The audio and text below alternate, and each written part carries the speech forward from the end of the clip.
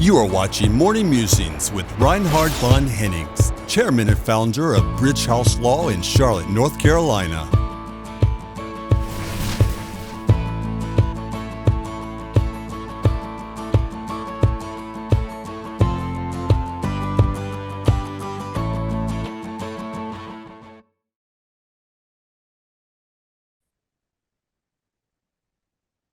What do you need to have in hand when you enter the United States?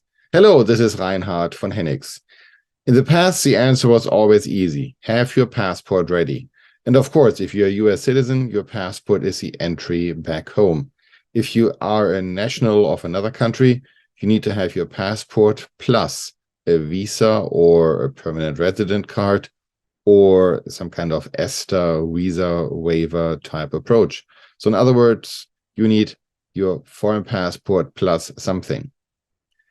In the light of the COVID-19 crisis, there was another requirement. You needed to have your vaccination record up to date, which means you needed to show that you are vaccinated.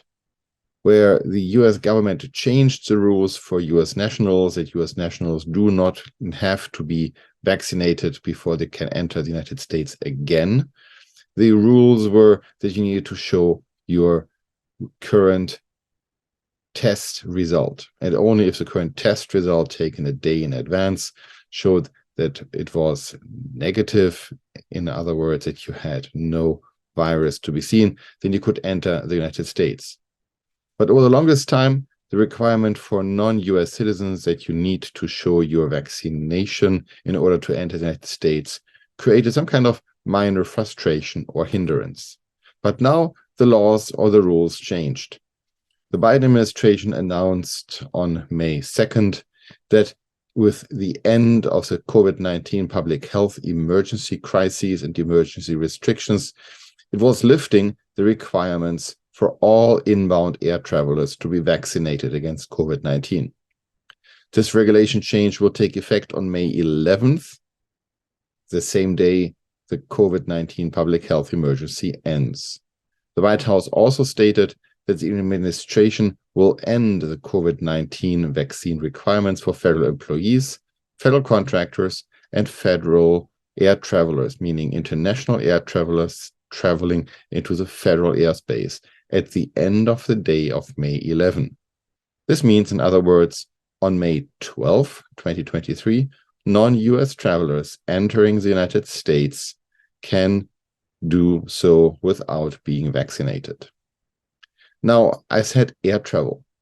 So there is some chatter around that also non-US travelers entering the United States via port and ferry terminals will no longer be required.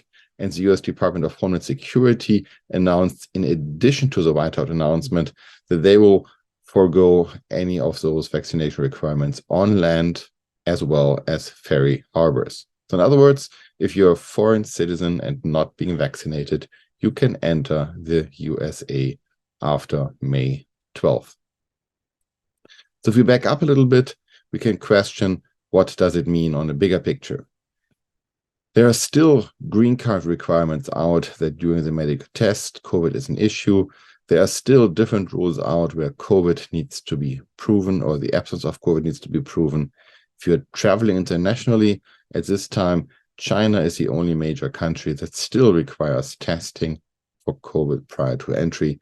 So even as the United States are lifting the rules, what it means to enter the United States, my ongoing experience and advice is check the arrival country, check it a few days in advance, and check it with the airlines. Because we see sometimes that airlines have stricter rules than the countries. So where the United States rules are pretty clear that on the 12th of May, you may not have to show the vaccination, certain airlines may just not know it and may deny you boarding. So my tip is check the airlines and check the laws of the country you're traveling to.